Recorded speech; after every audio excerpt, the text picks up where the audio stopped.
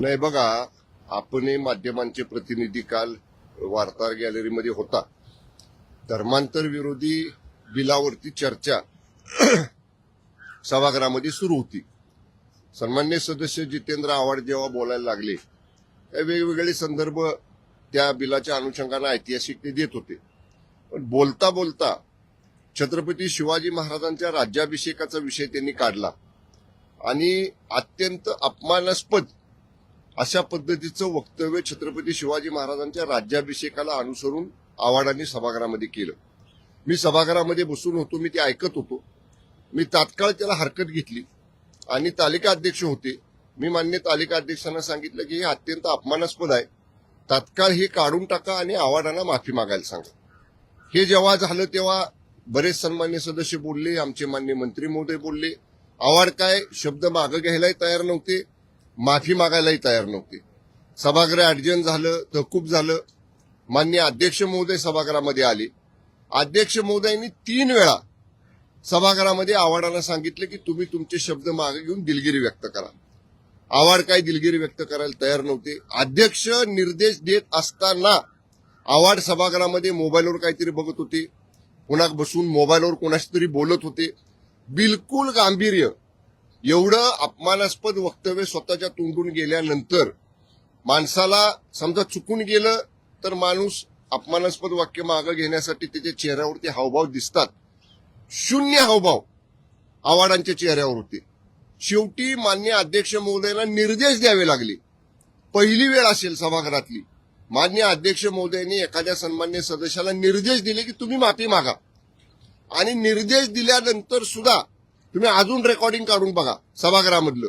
निर्देश दिल्यानंतर सुद्धा हातवारे करत काही हावभाव चेहऱ्यावर न दाखवता आव्हाडांनी मी दिलगिरी व्यक्त करतो म्हटले. पुन्हा मान्य अध्यक्ष महोदय म्हणले तुम्ही शब्द मागं घ्या आणि तुम्ही जर नाही मागं घेतले तर मला तुमच्यावरती कारवाई करावी लागेल.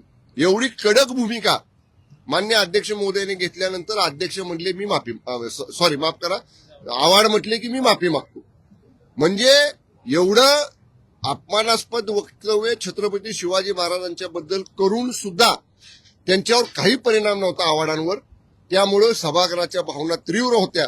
आमची तर सगळ्यांची मागणी होती की त्याला बडतर्फ करा, सभागृहातनं निलंबित करा.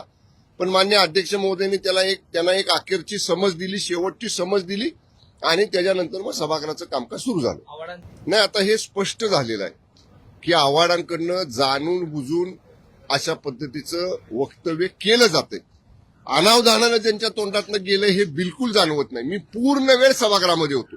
मी एक मुवमेंट, एक सभागृहातल्या सगळ्या बाबींचा मी त्या ठिकाणी बसून मी ते ऑब्झर्व्ह करत होतो. त्यामुळं जाणीवपूर्वक आव्हाड हे करतात. त्यामुळं आव्हाडांना याची कठोर किंमत ही समाजासमोर भोगावी लागेल. देखिए अभी पूरा जो घटनाक्रम घटा मैंने अभी मराठी में आप सबको बताया. ये जो वक्तव्य छत्रपति शिवाजी महाराज की राज्याभिषेक को लेकर विधानसभा के सदस्य श्री जितेंद्र आव्हाड ने किया, ये उन्होंने जानबूझ के किया. ऐसा नहीं है कि बोलते समय उनके मुंह से निकल गया, ऐसा बिल्कुल नहीं लगता है. मैं पूरे समय सभागृह में था और जब भी सभागृह की भावना तीव्र हो गई, फिर भी बार बार कहने से भी आव्हाड ने दिलगिरी नहीं व्यक्त की, आव्हाड ने माफी नहीं मांगी. आखिरकार माननीय विधानसभा अध्यक्ष महोदय को उनको निर्देश देना पड़ा और जब माननीय विधानसभा अध्यक्ष महोदय ने उनको निर्देश दिया तभी आव्हाड ने कहा कि मैं माफी मांगता हूं. लेकिन उनके जो हावभाव थे, वो जो हाथ के इशारे कर रहे थे, वो ऐसा उनकी बॉडी लैंग्वेज थी कि उनके ऊपर कोई इसका असर नहीं गिरा है. इसीलिए आव्हाड ये जानबूझकर करते हैं और इसकी बहुत बड़ी कीमत आव्हाड को जनता के सामने जाने के बाद चुकानी पड़ेगी. देखिए, उन्होंने कहा मुझे, जब वो बात कर रहे थे तो मैंने कहा आप कहा करें, पर हमने पहली बार ये सुना है. तो उन्होंने कहा किताब में लिखा है.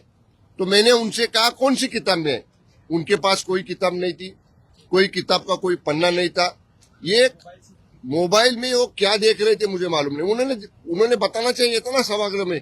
और वो किताब ऑथेंटिक है क्या, सर्टिफाइड है क्या, वो किताब पब्लिश करने के पहले परमिशन ली गई थी क्या, ये सब बातें जानना चाहिए ना। इसीलिए कल हम लोग ने सभागृह में मांग की है कि अवार्ड को सभागृह से निलंबित करना चाहिए। आज भी जब सभागृह चालू होने के पहले जब माननीय अध्यक्ष जी और माननीय सभापति जी के सामने गठ नेताओं की बैठक होगी, तभी भी उसी बैठक में शिवसेना की तरफ से हम लोग ये मुद्दा माननीय अध्यक्ष महोदय के सामने रखेंगे। एवढंच मराठीत येऊ दे आम्हाला की आव्हाडांच्या निलंबनासंदर्भात आज आपण या ठिकाणी ठराव मांडणार आहात।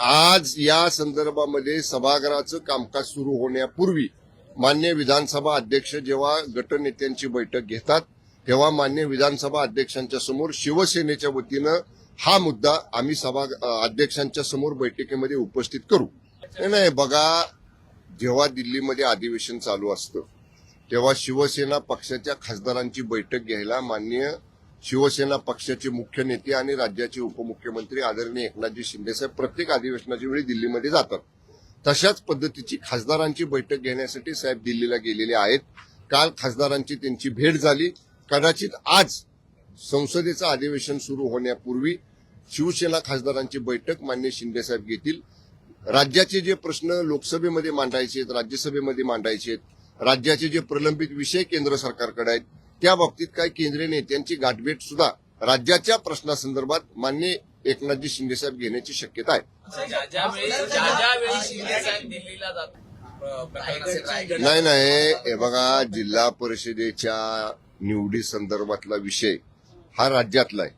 त्याच्यासाठी माननीय शिंदेसाहेबांना दिल्लीला जाण्याची आवश्यकता नाही आणि माननीय शिंदेसाहेब दिल्लीला गेल्यामुळं ज्यांना कुणाला काही वाटत असेल किंवा ज्यांना कुणाला धडकी भरत असेल त्यांना प्रश्न विचारा ना तुम्ही की शिंदेसाहेब दिल्लीला गेल्यावर तुम्हाला का धडकी भरती, त्यांना विचारा। तर मी स्पष्ट सांगितलं, पक्षाच्या खासदारांच्या बैठकीसाठी साहेब दिल्लीला गेलेले आहेत। राज्याचे काही प्रश्न आहेत जे केंद्रीय मंत्र्यांच्या समोर केंद्र सरकारसमोर आपले मांडायचे आहेत, ते सोडवून घ्यायचे आहेत, त्या अधिवेशनात सोडले जातात, त्यासाठी गेले। तर पहिल्यांदा गेलेत असं नाही। जेव्हा जेव्हा दिल्लीचं अधिवेशन लोकसभेचं चालू असतं तेव्हा तेव्हा अधिवेशन काळात एकदा पक्षाचे मुख्य नेते म्हणून पक्षाच्या खासदारांना भेटण्यासाठी मार्गदर्शन करण्यासाठी मान्य शिंदेसाहेब दिल्लीला जात असतात। पक्षाला शिवसेनेला जो काही महायुतीमध्ये निवडणुका लढताना किंवा जिथं महायुती झाली नाही, महायुती करण्याचा प्रयत्न करून सुद्धा काही मोठ्या पक्षांकडनं आम्हाला प्रतिसाद मिळाला नाही, या बाबतीतली पक्षाची भूमिका राज्यातल्या बैठकीमध्ये आम्ही मुख्य नेते म्हणून माननीय शिंदेसाहेबांसमोर मांडलेली आहे। त्या बैठकीनंतर अजून राज्याच्या समन्वय समितीची बैठक महायुतीची झालेली नाही। माननीय उदय सामंत साहेब, मी स्वतः, मुश्रीफ साहेब, तटकरे साहेब, बावनकुळे साहेब आणि रवींद्र चव्हाण साहेब या 6 सदस्यांची राज्याची समन्वय समिती आहे। अधिवेशन चालू आहे। कदाचित जर बावनकुळे साहेबांनी किंवा आणखीन नेत्यांनी सांगितलं तर या अधिवेशन काळात सुद्धा समन्वय समितीची बैठक होईल। शिवसेनेला जो अनुभव आलेला आहे या स्थानिक स्वराज्य संस्थेची निवडणुकीत, विशेष करून मित्र पक्षांकडनं, पहिले आम्ही महायुतीच्या राज्य समन्वय समितीत चर्चा करू आणि मग त्या बाबतीतलं आमच्या पक्षाची जी काय भूमिका आहे ती आम्ही या ठिकाणी माध्यमांसमोर मांडू। मराठी संपू द्या आधी। याच गोष्टीची चर्चा आम्ही आमच्या पक्षांतर्गत केलेली आहे शिवसेनेमध्ये। आता जेव्हा राज्याच्या महायुतीच्या समन्वय समितीची बैठक होईल तेव्हा आम्ही आमची स्पष्ट भूमिका, शिवसेनेची भूमिका महायुतीच्या समन्वय समितीसमोर मांडू। अंतर्गत बाबींचा अहवाल पक्षामध्येच आहे। पक्षाच्या अंतर्गत बाबी या माध्यमांसमोर उघड करणं उचित नाही। पक्षांतर्गत आमची याच्यावरती चर्चा झालेली आहे।